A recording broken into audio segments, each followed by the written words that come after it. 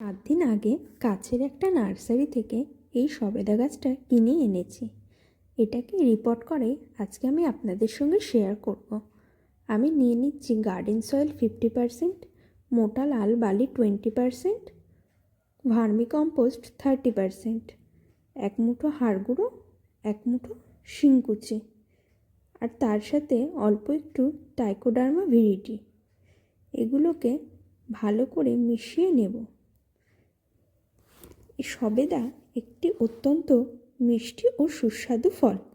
এতে পাতা থাকে বলে ফল পরিপূর্ণ হতে 7 থেকে 8 মাস সময় লাগে বলে প্রায় সারা বছরই গাছ ফলে ভরে থাকে।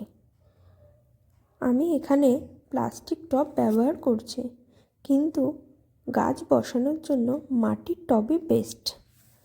টবের নিচে খোলামখুচি দিয়ে নিচের ছিদ্রগুলোকে বন্ধ করে নিলাম।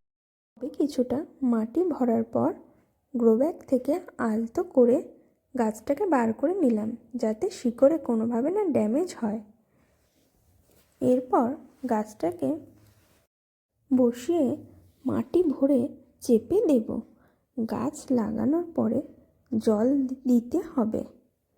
এত ছোট গাছে ফল নেব না, তাই ফলগুলোকে কেটে দিলাম।